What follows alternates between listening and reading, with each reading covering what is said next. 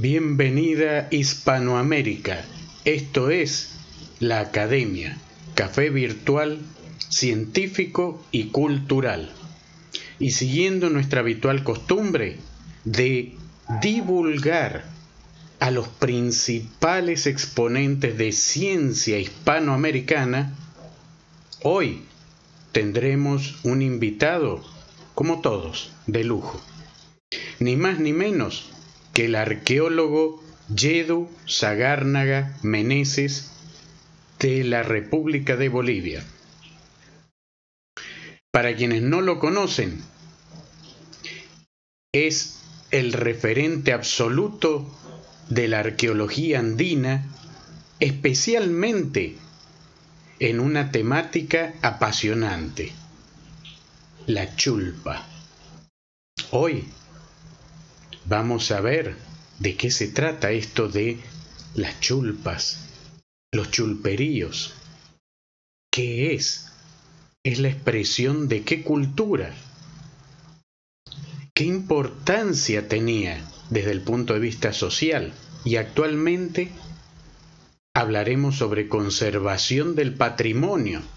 Hablaremos un poquito de museología. Hablaremos de la producción también en libros, revistas, porque Yedu Sagárnaga también ha sido el promotor de una de las revistas de arqueología más importantes, Chachapuma.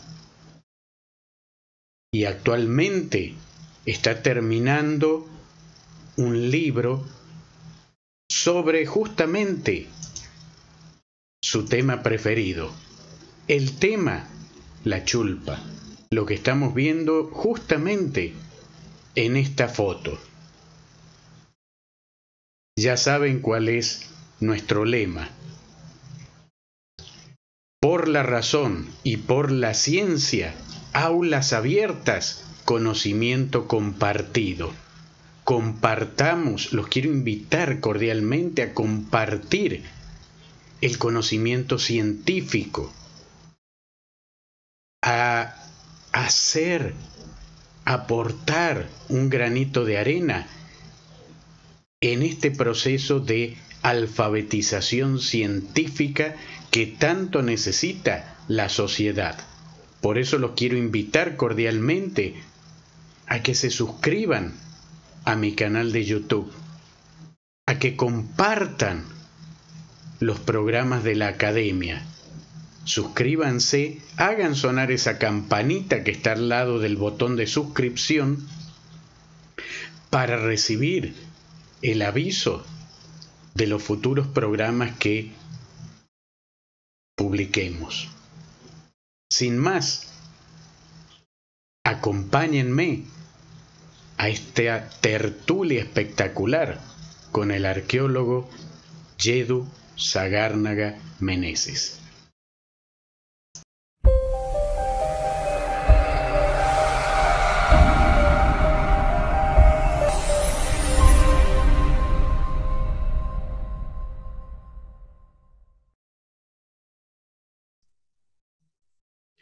Ok, nuevamente bienvenidos a la Academia, café virtual científico y cultural.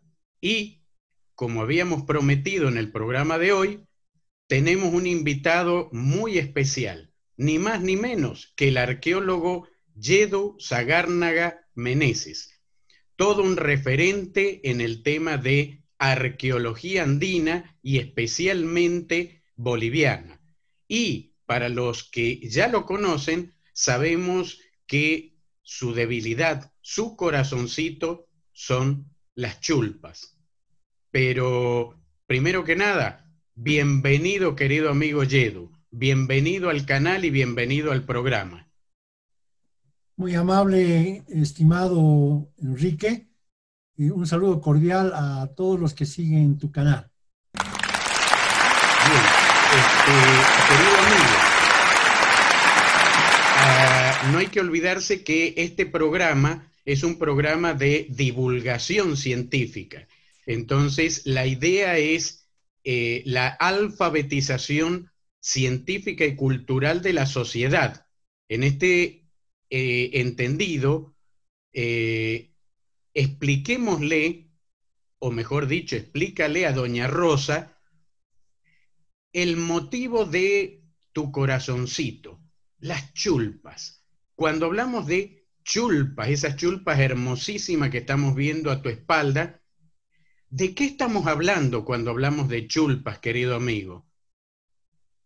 Bien, gracias Enrique de nuevo por esta invitación que me permite acercarme a toda la gente que esté dispuesta a conocer un poco más de nuestro pasado precolombino. Y ya que has aludido a mi corazoncito, quiero comentarte que cuando viajaba de muy niño con mis padres de La Paz a Oruro, por ejemplo, se veía a los costados del camino en algunos trechos unas estructuras de adobe, ¿no? Y yo le preguntaba a mi madre y le decía, ¿qué son esas cosas, esas casitas? Y mi madre me decía, son chulpares. Y alguien en la góndola o en el bus le corregía, son huacas, ¿no? Y claro, yo me quedaba un poco en la luna. ¿Qué son finalmente? ¿Y qué significa chulpa y qué significa huaca?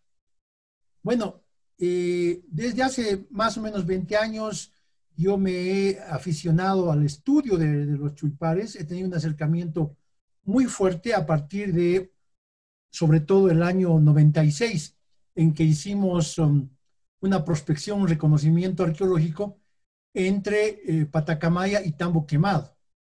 Este es un trecho muy importante que está entre dos departamentos prácticamente y que lleva la carretera hacia la frontera con Chile. Entonces, allí me topé con un montón de sitios que les llamamos comúnmente chulperío. El chulperío es el conjunto de chulpas. Y entonces, ¿qué es una chulpa? Una chulpa, o un chulpar, como yo prefiero decir, es una torre funeraria, es decir, un lugar que se utilizaba como una tumba para los antiguos aymaras. Y entonces, esa sería la respuesta y se descartaría la palabra huaca. No.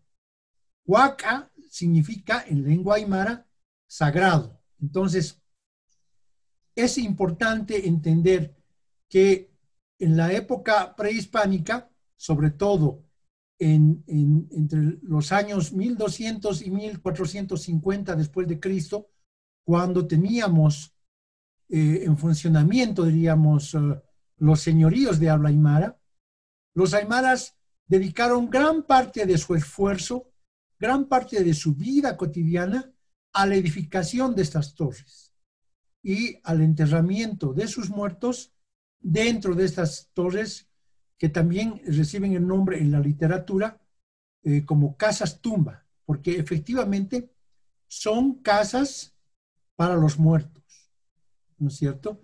Y esto yo creo que es una cosa muy importante. Ok, creo que entonces ya tenemos una interesante perspectiva de por dónde va a venir la temática del programa.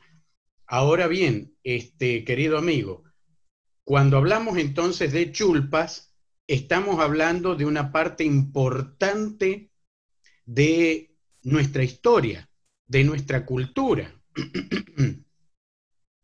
Y por lo tanto, de un elemento característico de la identidad de las sociedades andinas.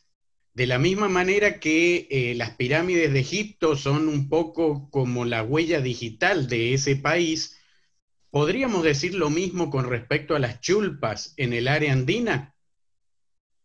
Correcto. Una cosa que he establecido después de varios años de estudiar el fenómeno es que en la época Tiwanaku no habían chulpares. Es un error, inclusive conceptual, hablar de chulpas puquina, por ejemplo, ¿no? Puquina es una lengua, entonces no se podría decir tumba quechua, por ejemplo, ¿no? en la época de Tiwanaku está claramente establecido que los entierros eran bajo tierra. Y una vez que los aymaras invaden el territorio altiplánico, invaden el territorio que hasta ese momento era jurisdicción de los tiwanacotas, establecen nuevas categorías de pensamiento, de religión, etc. Hay evidentemente una ruptura epistemológica ahí, ¿no? Y eso yo creo que es importante. Empiezan a construirse las tumbas sobre el nivel del suelo, lo que antes no sucedía. ¿Cómo interpreto yo este fenómeno?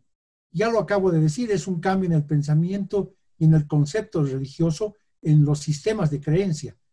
¿Por qué? Porque en la visión aymara hay tres niveles. El Alajpacha, que sería el equivalente al cielo de los españoles, diríamos, más o menos.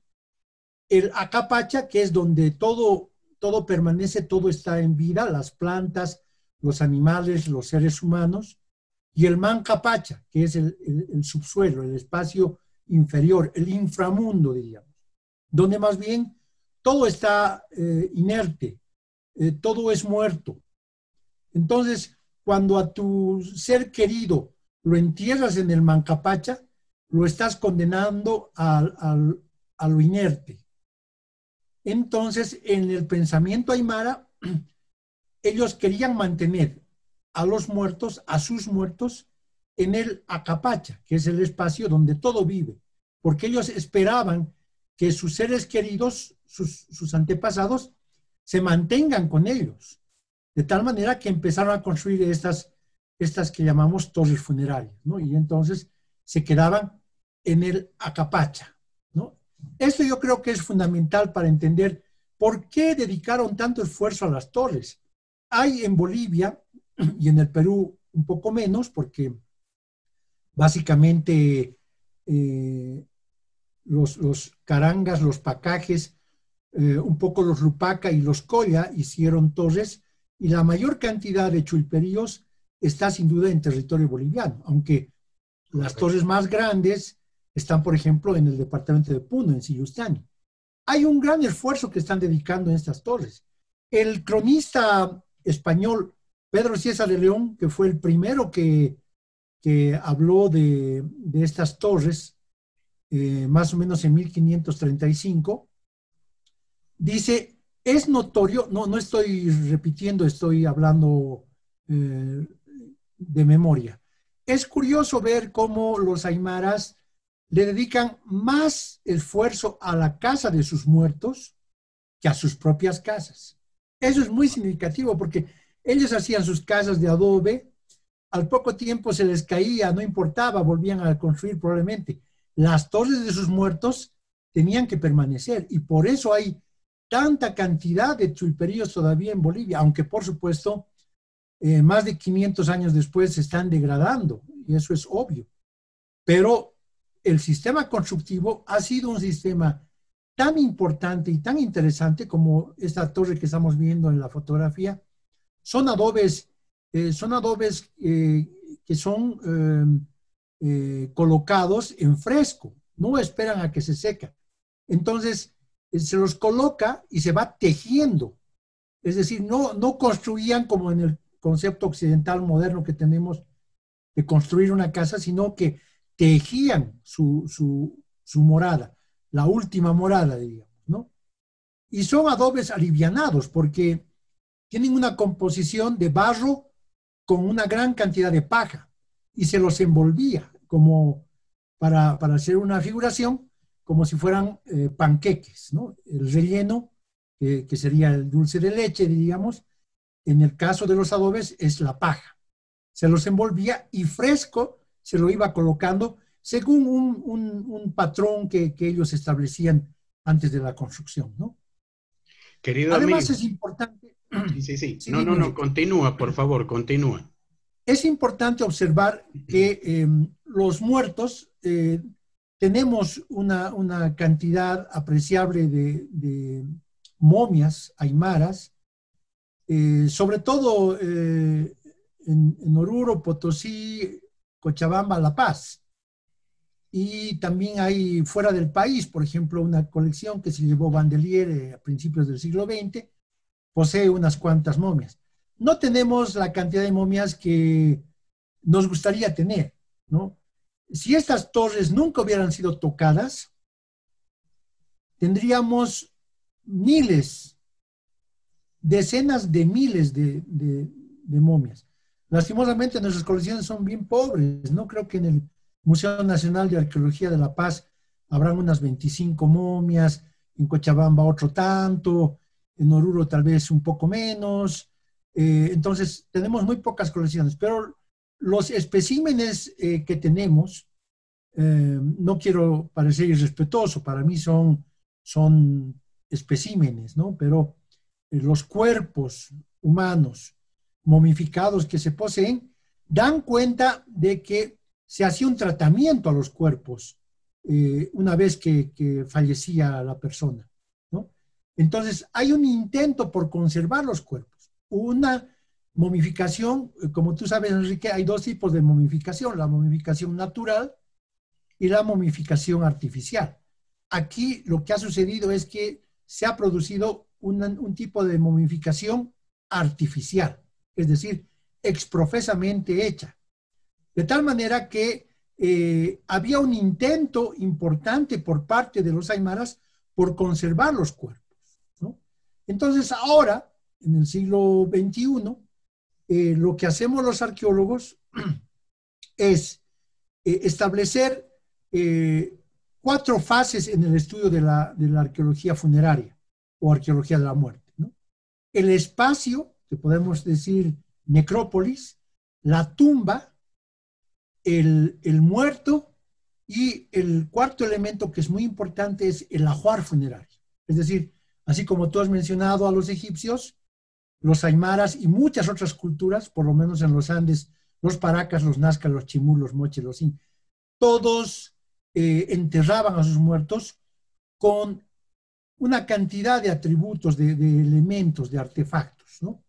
Que muchas veces relacionaban al muerto con su actividad en la vida cotidiana. Por ejemplo, si era guerrero, le enterraban con su arma. Si era agricultor, con un instrumento de agricultura, ¿no? Pero además los enterraban vestidos, muchas veces con sus adornos y normalmente con elementos que les sirvan para permanecer en la vida diaria. Entonces, algo de comer y algo de beber, ¿no? Esos son los elementos que llamamos ajuar funerario. Excelente. Justamente has tocado un tema urticante para todos los que amamos la cultura y queremos cuidar el patrimonio. Tú lo has dicho muy claro, deberíamos tener miles de momias. La pregunta del millón es, ¿qué está pasando? ¿Por qué, a diferencia de lo que ocurre con el patrimonio, hay países que tienen pocos elementos patrimoniales? Bolivia tiene cualquier cantidad, es arqueología por donde sea. Y sin embargo, están desapareciendo las chulpas. Y en muchos casos están siendo profanadas por los propios pobladores. ¿Cómo podemos explicar que los descendientes de los constructores de chulpas terminen destruyéndolas también hoy en día? El tema patrimonial es muy urticante, como tú dices, Enrique, y es muy penoso hablar del tema, ¿no? Pero efectivamente, desde la llegada de los españoles, empezó a producirse un expolio de nuestra riqueza arqueológica, ¿no? Los españoles, sobre todo, eran unos buscadores de tesoros, como bien se sabe, ¿no? A ellos no les interesaba la ollita o la estructura arquitectónica, ellos buscaban metales preciosos, ¿no? Entonces, la destrucción empezó con los españoles. Luego siguió con los exploradores que venían, se llevaban nuestras riquezas a los países del primer mundo. Eso sucedió sobre todo desde fines del siglo XIX hasta muy entrado el siglo XX, ¿no? Muchos coleccionistas llevaban piezas a sus museos. Entonces, yo estoy escribiendo ahora un documento, sería el primero y por lo tanto no tenemos muchas fuentes, pero calculo que fuera de Bolivia habrá unas 40.000 piezas arqueológicas prehispánicas de nuestro territorio, ¿no? Ahora, uno va al campo, yo lo hago frecuentemente, gran parte de mi actividad profesional me obliga a estar constantemente en el campo, entonces creo que he pasado años de años yendo de un lado a otro, ¿no? Y debo ser el que más conoce por lo menos los chulperíos. Y cuando hablo con la gente local, y muchas veces en tono de reclamo les digo por qué sus estructuras están tan mal cuidadas y ellos no hacen nada por preservarlas. El discurso es, sí, es que viene mucho turista. Y estos gringos vienen y se sacan nuestros objetos, nuestras riquezas y se lo llevan, ¿no? Entonces, fíjate, Enrique, al principio se le echaba la culpa a los españoles y ahora son los gringos, entre comillas, ¿no?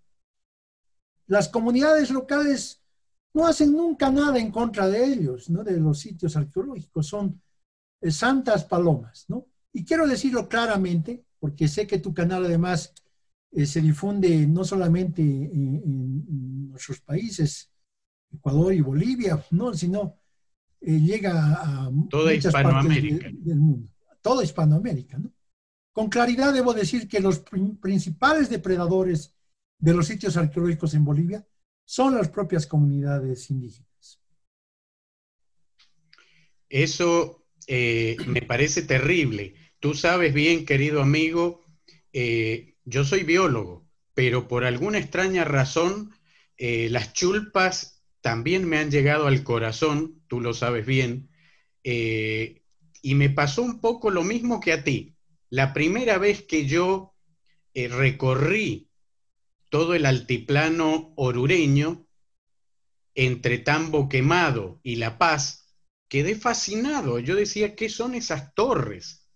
Pero justamente en Mantecani, donde estamos viendo esta foto, ahí me encontré con este panorama terrible. Entre el 2005 y el 2015 desapareció la mitad o más de las chulpas.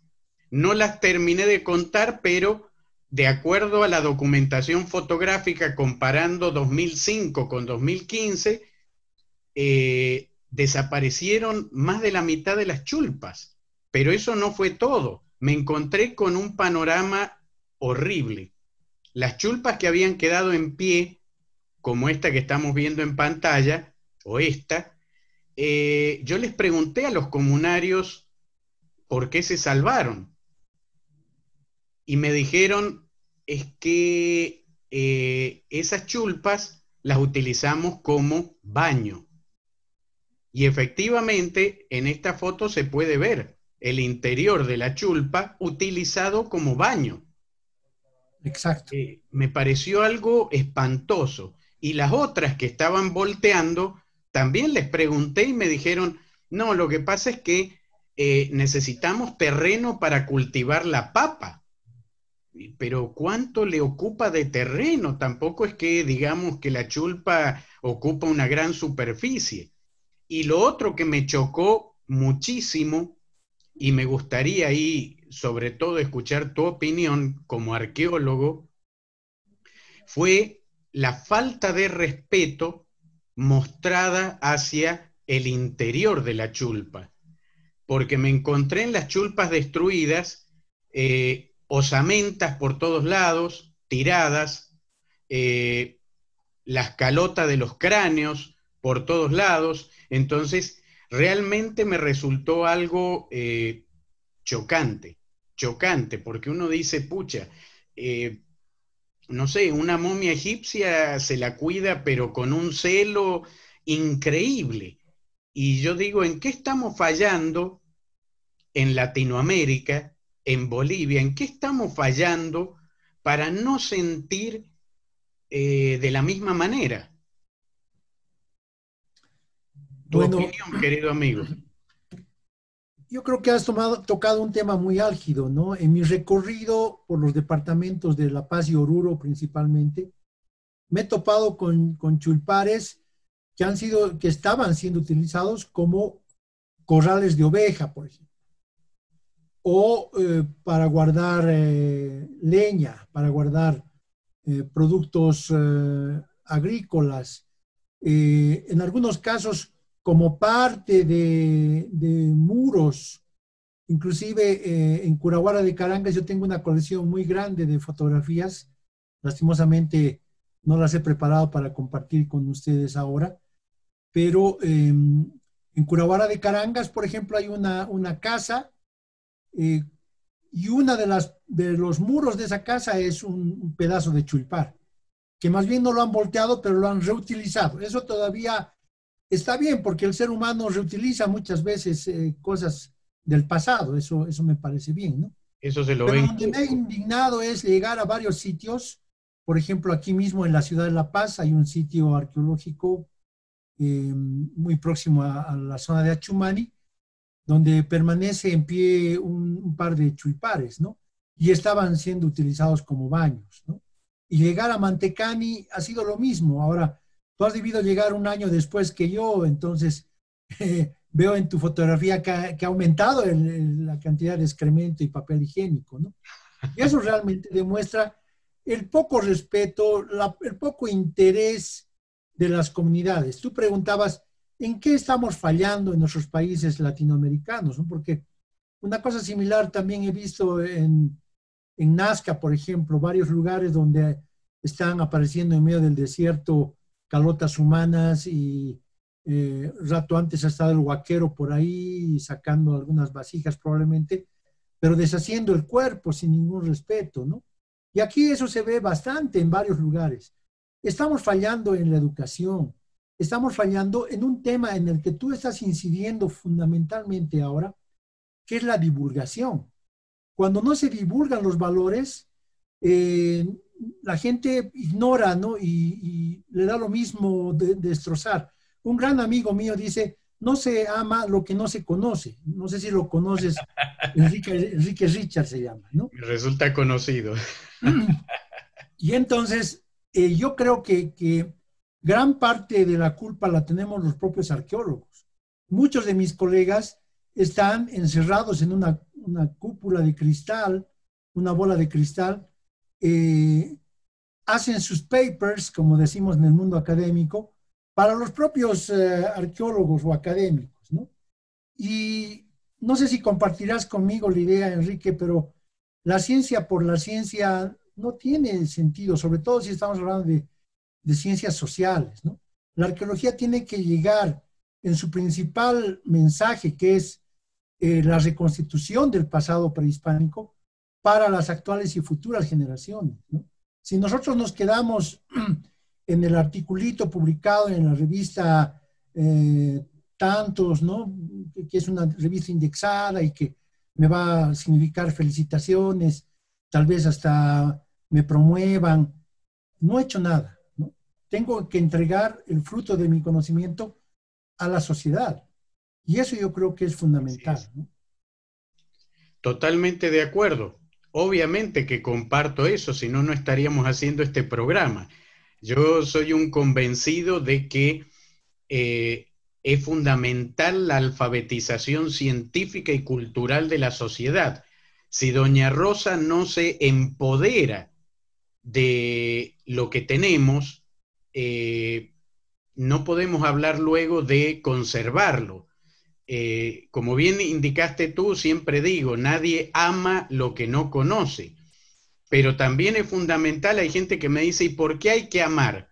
Porque lo que se ama se cuida, se conserva. Entonces es necesario despertar el amor por lo propio, porque si todos amáramos lo propio, no tendríamos necesidad de caer en leyes punitivas y que esto y que porque hay mucha gente que ni siquiera las entiende a las leyes. ¿Por qué está mal destruir una chulpa? Y una de las cosas que yo he visto justamente en estas comunidades es la ruptura de la comunidad misma con su propia historia. Es decir, en la escuela, en lugar de promover los valores locales, promueven un divorcio, de manera tal que el aymara se separa de sus propias raíces culturales al punto tal que después ni siquiera las entiende. Entonces tenemos aymaras que ni siquiera saben lo que significa ser aymara. Aymaras que han perdido, me voy a tomar el atrevimiento de decirlo, pero que han perdido su ajayu. ¿Qué opinas? Ciertamente, pues, ¿no? Mira, yo tengo amargas experiencias, por ejemplo, mira, el lugar donde estoy yo en la fotografía está muy próximo a la frontera con Chile, en el departamento de Oruro. El sitio se llama Macaya, ¿no? Es un sitio maravilloso. Las tumbas de adobe más hermosas que hay en todo el mundo andino, por lo menos, ¿no? Porque no sé si habrán chulpares parecidos en otros puntos del hemisferio, todo es posible, ¿no? Este sitio no le daban bola a los lugareños, hasta que hace algunos años, me parece que fue el 2008 o algo así, el Ministerio de Culturas logró un financiamiento para un programa de restauración de algunas de las torres. Entonces, se restauraron algunas de las torres. Como ves en la fotografía, se ha mantenido el color de algunas de las torres. Por eso te digo, este sitio es fabuloso, porque en Bolivia deben haber 3 o 4 sitios con tumbas pintadas, y este es el más importante de todos, ¿no? Entonces se logró una reconstrucción y reconstitución de los colores de la manera más apropiada, más científica, si se quiere, y recién las comunidades les empezaron a dar bola, porque los arqueólogos y los restauradores, todos los del Ministerio de Culturas, les dijeron que podía volverse un sitio turístico importante. Entonces, como sitio arqueológico, probablemente no tiene valor, ¿no? Porque es conservar cosas que a veces son sin importancia. Pero cuando se interpone el término turístico, está implicando ganancia, una fuente de recursos económicos. Y ahí sí las comunidades despiertan, ¿no? Yo no digo que esté mal. Ya yo quiero aclarar que no estoy en contra del turismo, pero no es el objetivo de la arqueología implementar sitios o atractivos turísticos. La arqueología lo que hace es reconstruir el pasado para que la gente conozca de dónde venimos y hacia dónde vamos, por supuesto, ¿no? Pero si no se incluye un proyecto turístico, las comunidades no tienen el menor interés en ellos, ¿no? Ahora, creo que has tocado un tema clave. La vez pasada con el doctor Rolando Barral, que tú lo conoces bien, hablábamos también de este tema, no concretamente de las chulpas, sino de la parte del rescate de la cultura andina para ser transferido directamente a la educación formal. Y acá viene un tema clave. ¿Por qué los ministros de educación, por ejemplo, no convocan a los especialistas para diseñar o libros o material de lectura o contenidos mínimos para la escuela primaria, para la escuela secundaria, que es la etapa clave de la apropiación del conocimiento y de los valores incluidos? Entonces, una cosa que yo veo recurrente en los últimos 20 años en Bolivia es que los ministerios de educación totalmente ajenos a toda esta cuestión. Y paradójicamente, eso también se refleja en una falta de apoyo total a la investigación también, que tú lo sabes muy bien, ese tema. O sea, no hay un apoyo para investigar las raíces culturales que son las que nutren la identidad y pertenencia de un pueblo. Mira, Enrique, lastimosamente son temas muy dramáticos, ¿no? Sobre todo aquí en Bolivia, hemos vivido un drama eterno, con algunos periodos de lucidez, diríamos, con indiscutibles líderes intelectuales que han hecho algo por el patrimonio y su difusión, pero el grueso de nuestra historia está animado por la ignorancia, ¿no? De nuestros líderes políticos sobre todo. Tiwanaku, que es el principal yacimiento arqueológico en Bolivia, en el siglo XIX era utilizado, por ejemplo, para hacer tiro al blanco, o desmontaron los litos, los bloques de piedra que habían en los monumentos, como durmientes de los trenes, por ejemplo, ¿no? Que se estaban construyendo las líneas férreas. Entonces, no podemos achacarle solamente a los últimos gobiernos esta falta de criterio, ¿no? Sino que arrastramos probablemente desde muy temprana época, tal vez al poco tiempo de constituirse Bolivia como país independiente en 1825. Aunque hay que destacar figuras preclaras, el caso del mariscal Andrés de Santa Cruz, el caso del segundo presidente de Bolivia, que fue el venezolano José Antonio de Sucre, que tenían criterios muy amplios y se dieron cuenta de la riqueza de nuestro patrimonio. Y en épocas más recientes, muy contados con los dedos de la mano, ¿no? Quizás el general Montes,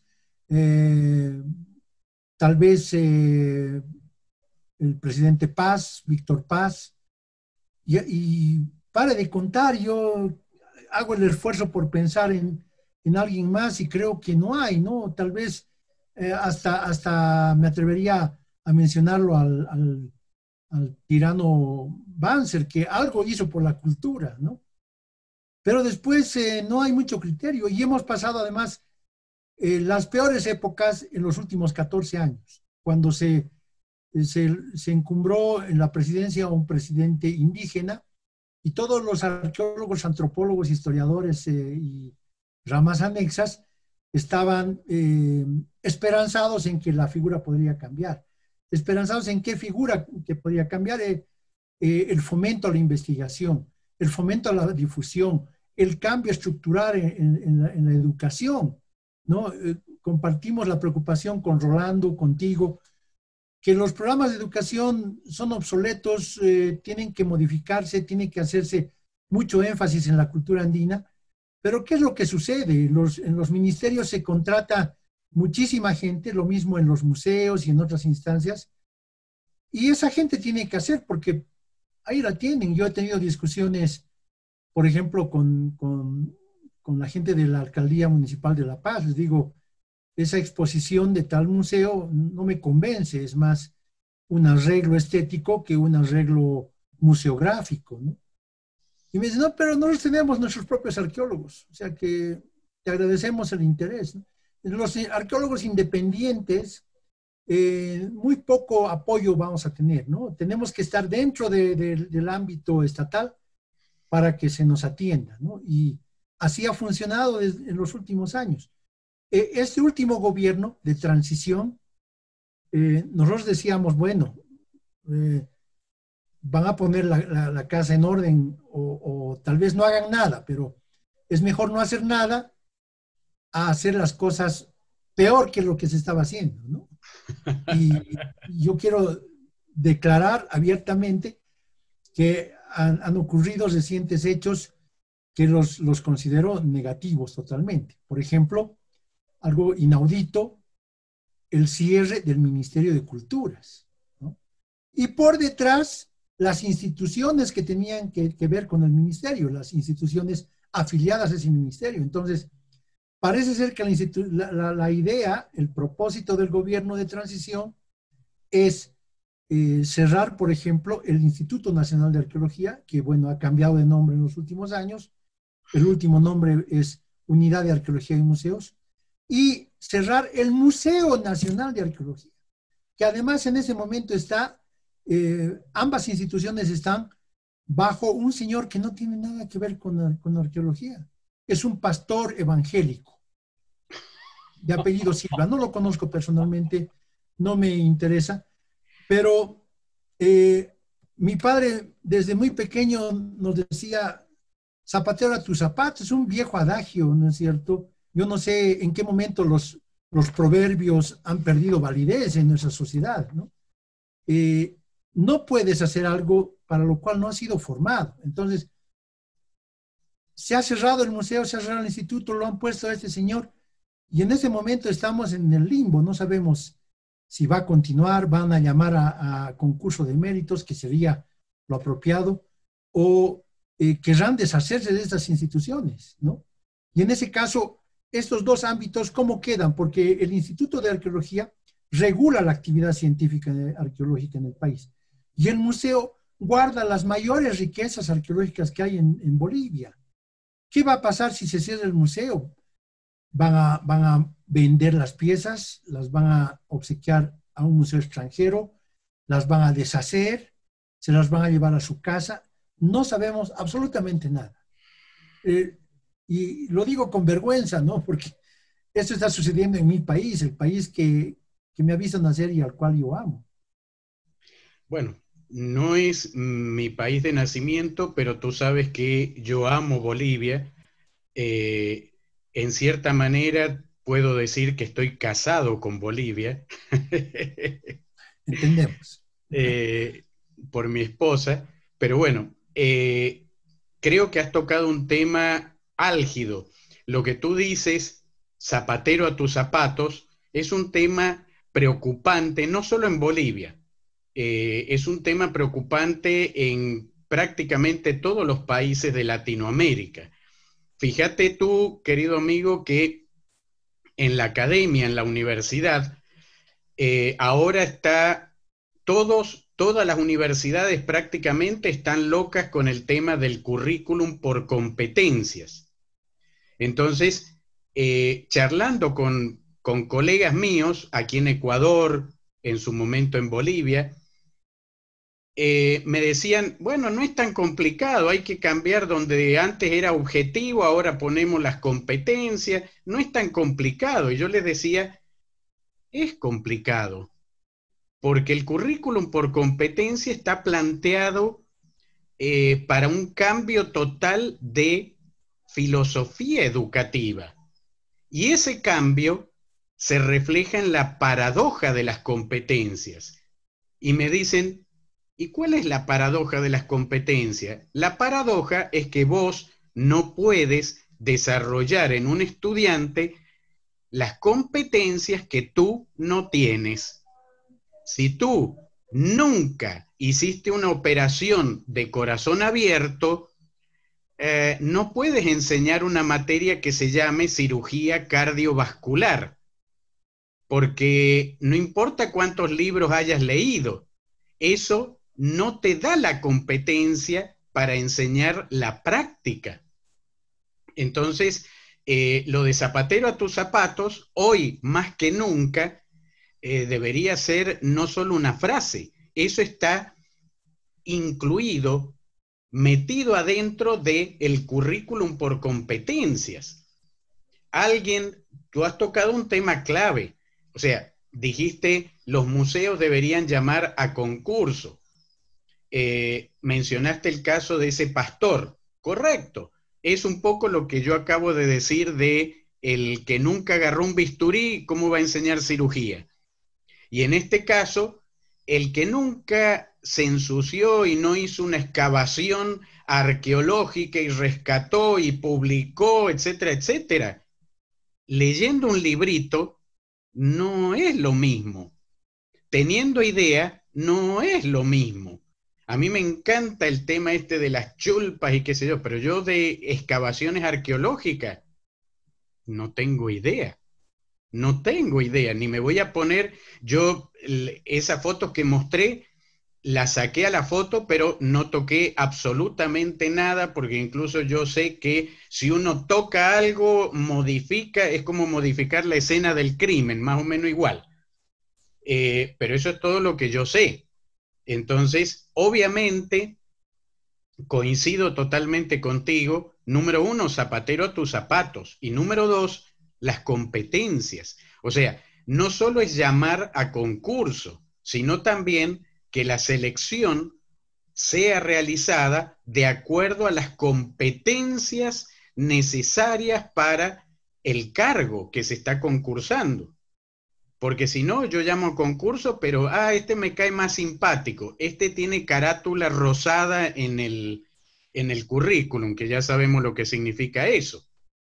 Ahora, eh, creo que en ese sentido hay una falla estructural muy grande en el sistema y eso le hace perder mucha credibilidad a todo el sistema y al país en su conjunto, porque si nos encontramos con un panorama como el que tú estás planteando, si nos encontramos con un panorama en el cual no hay financiamiento para excavaciones arqueológicas, para mantenimiento de museo, pero por otro lado, de repente aparece un museo en el que se gastaron millones de dólares para exhibir camisetas de fútbol.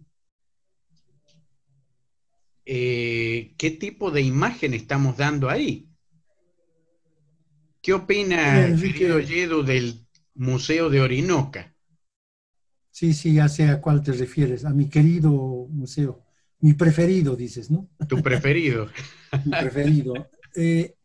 En mi labor profesional, yo me he visto preocupado porque los artefactos que recuperábamos en labores de campo, sobre todo excavación y prospección, se mantengan en el sitio del cual provenían.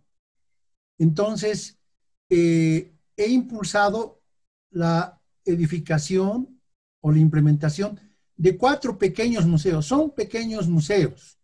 Los gringos tienen el término pocket museum, ¿no? Museos de bolsillo. Entonces, son bien pequeños, ¿no? Pero tienen un significado importante porque están mostrando elementos identitarios de las comunidades. El museo que nos salió mejor fue el Museo de Pariti, porque la gente que nos apoyó económicamente, que aquí debo decirlo, fue la cooperación suiza, se entusiasmó con la calidad de piezas que habíamos recuperado. Entonces nos dieron un monto de $25,000, ¿no? Y con $25,000 hemos hecho un museo simpático, pequeño, Muy lindo, pero debo decir. Yo lo simpático. conozco y espectacular, Sí, espectacular. sí, además, digamos, el museo, como lo he dicho en una entrevista que me hicieron en Canal 9 hace 4 años más o menos, un museo vale por sus fondos museísticos, no por su estructura arquitectónica, que es, por Así es. supuesto, el complemento a la exposición, pero son los fondos museísticos los que hacen el museo. Ahora, repito, ese museo nos costó $25,000. El Museo de Orinoca ha costado más de $7 millones. Vale decir que con $7 millones hacíamos aproximadamente, no tengo ahorita el cálculo, 250 museos parecidos a los de Pariti, que se requieren en todo el territorio boliviano. Si vos vas a Santana de Yacuma, por ejemplo, el museo es un cuartito con un par de vitrinas tristes, todo lleno de polvo, es una lágrima, ¿no? ¿Por qué a alguien se le ha ocurrido, no nos desharemos de esto, guardaremos acá? Y lo mismo ocurre en Aucapati, lo mismo ocurre en Concohuancani, lo mismo ocurre en cientos de sitios que nunca han tenido un peso para hacer un pequeño museo. Inclusive, cuando yo estuve en Rurrenabaque hace unos 2 años, habían encontrado, al construir una escuela, unos restos cerámicos muy interesantes y querían deshacerse de eso, pero hubo una persona de criterio, o más bien que nunca falta algún criterioso, que dijo, no, no, llevemos a la alcaldía, y se lo llevaron. Calculo unas 10 piezas quebradas, pero interesantes, que se llevaron a la alcaldía y las depositaron encima de una mesa.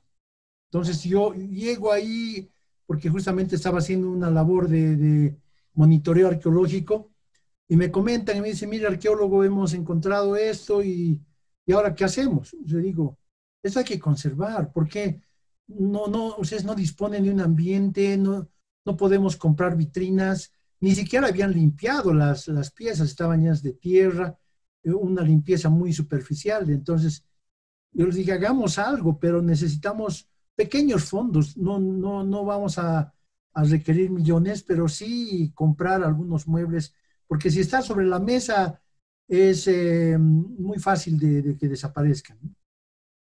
Y no pudieron ni conseguir ni 1.000 bolivianos, ¿no? Porque para esos ítems no hay dinero, ¿sí?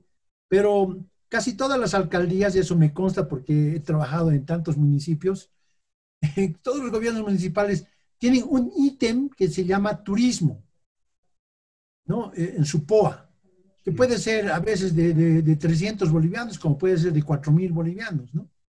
Yo les preguntaba a los encargados de cultura o al mismo alcalde, ¿y en qué destinan este monto? Decía, es que cuando llega la fiesta del pueblo tenemos que entregar cerveza. Entonces, ese es el triste panorama, ¿no? Y no sé si se repetirá en otros países, no sé cómo funcionará en el Ecuador, pero aquí Aquí es... también es igual. Entonces, es muy penoso, ¿no? Me parece terrible, por un lado, decirte que me has dejado helado con lo que me has contado. Después de haber conocido el Museo de Pariti, que justamente lo visité con mis estudiantes de la maestría de turismo de la UMSA, la verdad es que no puedo creer que con $25.000 hayas hecho semejante museo. Es increíble, has hecho magia. Lo que pasa es que nada de ese monto se ha ido a un ítem especial, digamos. Ahora Hemos sí gastado en entiendo. lo que teníamos que gastar. Y yo creo que se puede hacer, ¿no? Ahora, desde hace unos 10 años u 8 años, todo se ha encarecido. Entonces, tal vez ese museo cuesta $50.000. Es el monto que estamos buscando para hacer un museo en Condoramaya, porque tenemos una fabulosa colección de artefactos recuperados en el sitio de Condoramaya, y necesitamos $50.000, pero hemos tocado un montón de puertas, ¿no? Ninguna puerta se nos ha abierto hasta ahora, porque no hay el interés, ¿no es cierto? Para otras cosas sí. Si hubiera sido una canchita, tal vez ya teníamos eso hace 10 años. Pero como es un museo, no les interesa.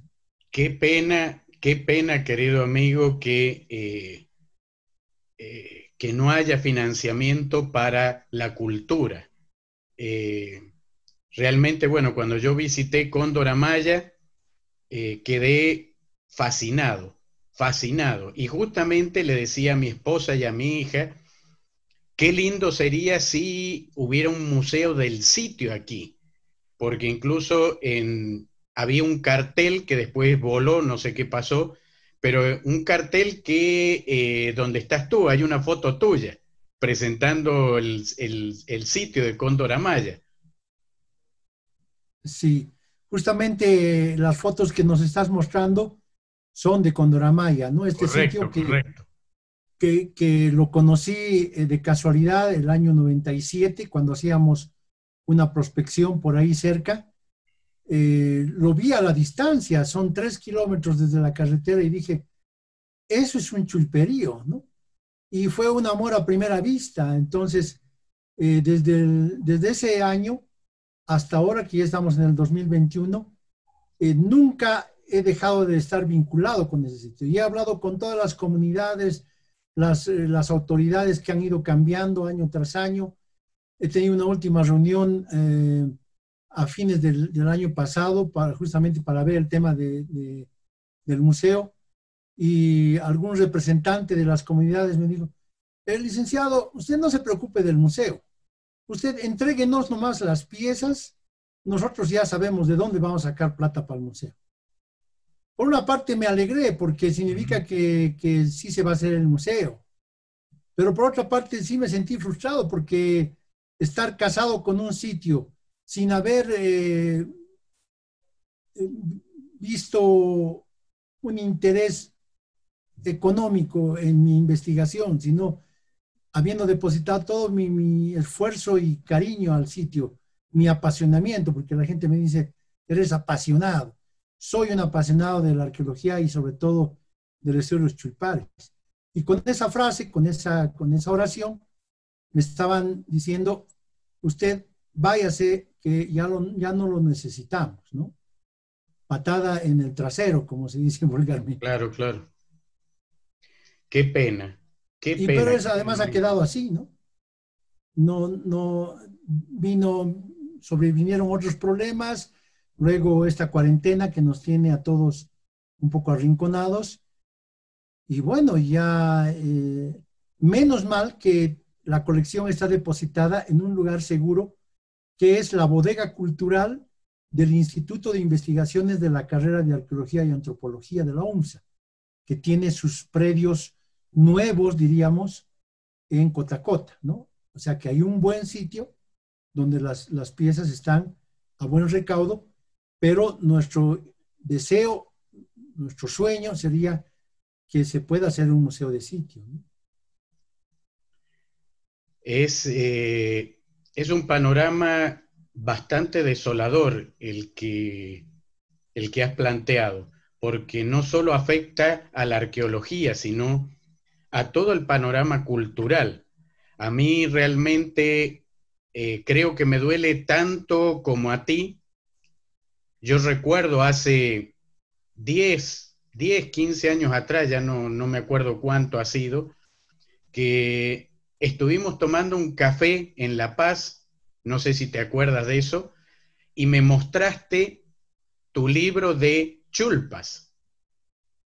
Y la verdad es que me pareció fantástico ese libro, y qué terrible que todavía no haya visto la luz ese libro, por falta justamente de financiamiento, por falta de apoyo a la producción cultural local, por falta de políticas adecuadas, y que la propia sociedad no exija esas políticas. Yo creo que, y me imagino que coincidirás conmigo, en la medida que no hagamos divulgación del conocimiento, compartamos más el conocimiento con la sociedad no se va a empoderar de esos conocimientos. Y mientras no ocurra el empoderamiento de esos conocimientos, la sociedad tampoco va a presionar a los políticos para que exista lo que necesitamos: más cultura, educación genuina. ¿Qué Gracias opinas? por mencionar este libro Nonato, que lo terminé de escribir el año 2003, si mal no recuerdo, en Nueva York, y gracias a una beca de la Embajada de Holanda. Por supuesto que no es una obra conclusa, primero porque ningún libro de investigación está concluido nunca. Así es. Y segundo, porque sí me faltaba algunos detalles, por ejemplo, incluir algunos mapas por ahí y algunas fotografías que son necesarias para redondear la obra. Pero desde que terminé el libro, planteado la idea de poder publicarlo en algunas instituciones o con algunas personas, he recibido muchos halagos y felicitaciones, pero ninguna propuesta para que se pueda cristalizar este libro, ¿no? Con envidia, pero además con preocupación, he visto cómo sí se han publicado otras cosas que No sé si tendrán un interés científico como creo que tiene mi libro. Y por eso aprovecho para agradecerte porque el otro día en una conversación privada me hiciste una proposición para ver si el CIDE me publica el libro, tal vez en coauspicio con otra institución boliviana, lo cual sería una maravilla, ¿no? Creo que eh, culminaría mi carrera probablemente con ese libro, ¿no? Porque es fruto de un arduo y largo trabajo. Bueno, la idea también, querido amigo, es que a través de este programa, que tiene una audiencia hispanoamericana, eh, a lo mejor encontremos el financiador adecuado para hacer la edición de lujo que realmente merece ese libro. Lo ideal sería que sea el gobierno, sea un ente oficial el que lo haga y que tenga una tirada, pero de cientos de miles, para que llegue a todas partes el libro. Eso sería lo ideal. Pero bueno, por lo pronto me parece importante que la sociedad, la audiencia que tiene este programa, sepa que ese libro existe, que ya está escrito y que solamente falta el puntapié final, la financiación. Ojalá, ojalá algún político sea consciente y apoye este tipo de iniciativas, porque mientras no tengamos este tipo de materiales publicados, va a ser muy difícil diseñar materiales educativos derivados de ese libro para la primaria, para la secundaria y para el empoderamiento y enamoramiento de la sociedad con su patrimonio. Ojalá, Enrique. Yo también hago votos para que eso suceda. Y no solamente conmigo, ¿no? Hay muchos colegas que están produciendo y creo que es importante que también ellos puedan sacar a la luz el fruto de su esfuerzo, ¿no? Así es, querido amigo.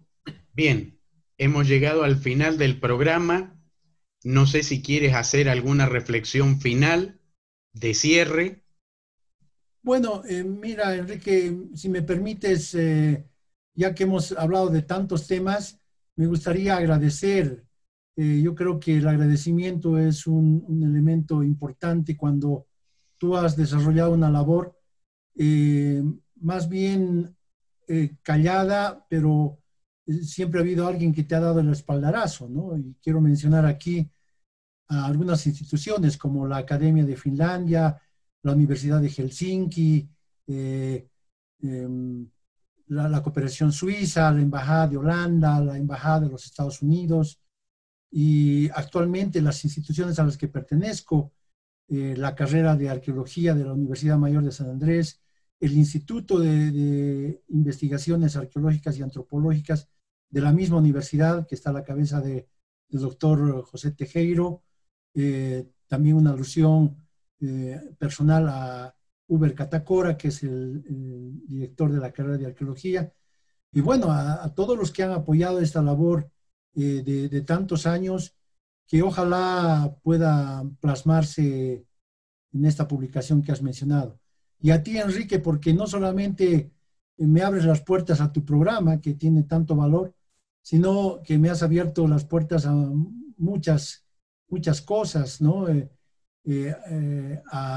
Al propio CIDE, del cual ojalá pueda formar parte, a esta invitación de la publicación del libro.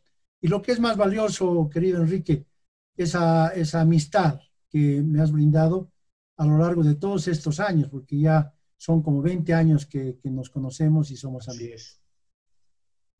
Ok, querido amigo, eternamente agradecido, no solo por la entrevista, sino lo quiero reiterar nuevamente por todo lo que haces por la arqueología de Bolivia, por rescatar ese patrimonio cultural de Bolivia y por tu labor divulgativa también.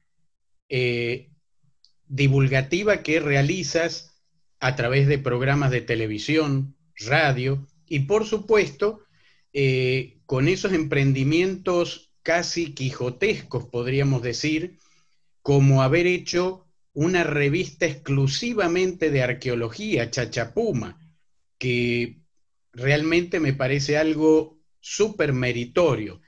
Y que he lamentado mucho que se haya quedado también sin apoyo económico, porque creo que tenía un futuro tremendo esa revista, pero bueno, son las cosas que se van perdiendo por la falta de apoyo, pero de todas maneras,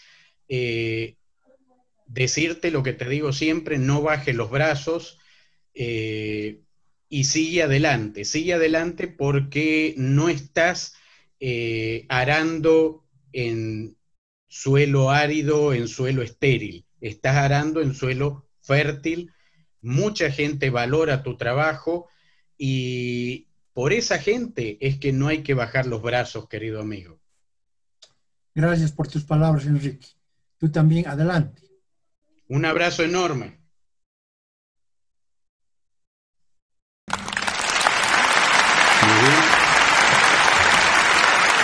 Ya estamos cerrando este programa espectacular de la Academia, tocando un tema fundamental, el patrimonio y la identidad de los pueblos que lo conservan. Qué importante, ¿no? Ok, espero que les haya gustado. Como siempre, vamos a publicar en la descripción del programa los links para acceder a los materiales académicos de estos referentes, para cualquiera que quiera ampliar más todavía en la temática. Cordialmente los invito y no se olviden, compartan, suscríbanse. Tenemos que cambiar la cultura social. Tenemos que cambiar la cultura de el culto al like por una cultura académica y científica. Pero esto depende de ustedes. Por eso, los invito al cambio. Por la razón y por la ciencia. Aulas abiertas, conocimientos compartidos. Acompáñenme, suscríbanse y nos vemos en futuras emisiones de La Academia, café virtual, científico y cultural. Nos vemos.